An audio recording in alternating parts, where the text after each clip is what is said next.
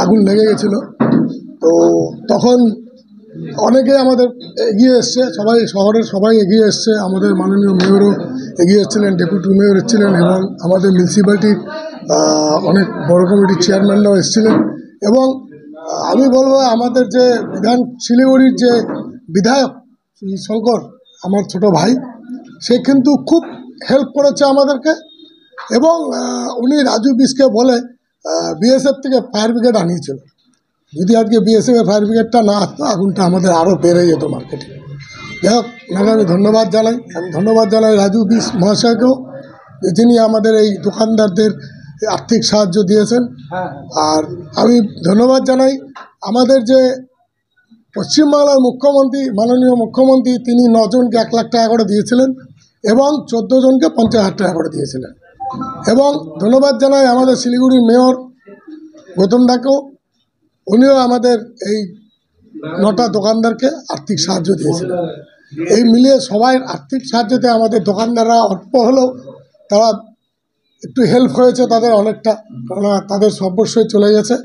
এরকম একটা দোকানদার আমাদের আছে যার জিভে ক্যান্সার আছে, এবং ওই একটা দোকান থেকে ওরা 3টে ভাই সংসার চলে ওদের, ওই একটা দোকান থেকে। তার তো অবস্থা খুবই খারাপ হয়ে গেছিলো। যাই হোক, উনি যতটা হেল্প পেয়েছে সরকারের পক্ষ থেকে এবং বিরোধী দল থেকে, তাতে আমি সকলকেই ধন্যবাদ জানাই বিধান মার্কেট ব্যবসায়ী তরফ থেকে।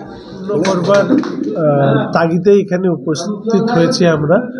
ভারতীয় জনতা পার্টির আমাদের শিলিগুড়ি সাংগঠনিক জেলার সম্মানীয় সভাপতি অরুণ মণ্ডল, আমাদের leader of opposition Amit J, ব্যবসায়ী সমিতির সহ সম্পাদক তথা আমাদের জেলার জেনারেল সেক্রেটারি নান্টুদা, সবাই উপস্থিত ছিল। মূল বিষয় অগ্নিকাণ্ডের সময় আমরা ছিলাম যে কিছুটা সহযোগিতা তিনি করবেন। সরকারের যায় তারা সহযোগিতা করেছে, এবং তার পাশাপাশি একজন ব্যক্তি সাংসদ হিসাবে তিনি ব্যক্তিগত উদ্যোগে এই সহযোগিতাটা করবার কথা বলেছিলেন। ফলে সেটা আজকে বছরের শেষ দিন আমাদের দায়িত্ব ছিল সেই দায়িত্বটা পালন করা। বাপিদা এখানে সম্পূর্ণটা বলেছে, এবং বাপিদা শুধুমাত্র অগ্নিকাণ্ড হওয়ার সময় শুধু নয়, তারপরেও ব্যবসায়ীরা যাতে সাহায্য পায় তার জন্য চেষ্টা সবসময় করে। ফলে এই ক্ষেত্রেও আমার সাথে এমপি সাহেবের কথা হয়েছে, আমরা দ্রুত করে দেবো। আর মাঝখানে বিধানসভা, লোকসভা এসব ছিল। তো আজকে আমরা অন্তত এইটুকু খুশি যে আমাদের যে কথা সাংসদ দিয়েছিলেন, ব্যক্তিগত কথা উনি দিয়েছিলেন, সেই কথা পূর্ণ করেছেন। এটা ওনার হ্যাবিট, সে কিন্তু পৌঁছানোর চেষ্টা করেন। হয়তো অনেক কিছু আমরা অনেক সময় করি না, কিন্তু রাজু বিস রাখার চেষ্টা করেন। এই জন্যই উনি আমাদের কাছে ভীষণ প্রিয়, এবং আমাদের দার্জিলিং কেটে এটা ব্যক্তিগত। ধরুন আমিও নিজেকে মানুষকে সহযোগিতা করি।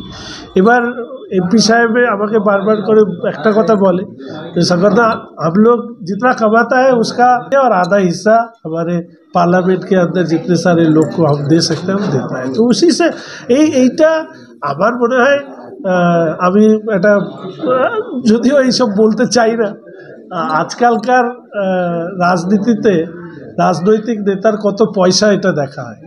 এবং আমি তো দুঃখ পাই, বাপিদার সামনেই বলছি, আমি দুঃখ পাই যাদের সাইকেল ছিল তারা মার্সিডিজ নিয়ে ঘোরে, সেই মানুষের অর্থের উৎস কেউ জানতে চায় না। সেই জায়গায় রাজু বিস্তা এক্সেপশনাল, এবং আপনাদের বিধায়ক শিলিগুড়ির স্কুটি নিয়ে ঘুরে আসবে। আজকে শুধু বিধায়ক না, অপোজিশন চিফ হুইপ থাকে না, পাশে সিকিউরিটিও থাকে না। মানুষের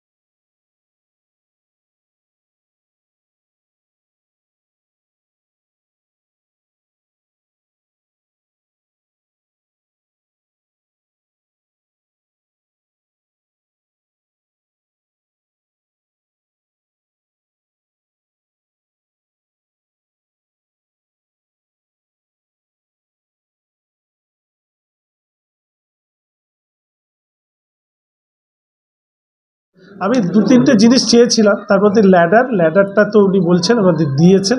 ফলে স্বাভাবিকভাবে ল্যাডারের বিষয় নিয়ে আমি আর অতটা এগোইনি।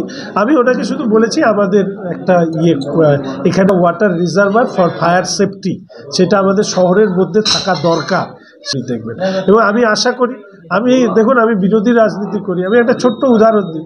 রথিনবাবু হচ্ছে খাদ্যমন্ত্রী, আমার তো বলতে কোনো অসুবিধা নেই, মানে সেদ্ধ চাল পায় না, আতপ চাল পায়, তো স্বাভাবিকভাবে আপনি সেদ্ধ চাল দিন।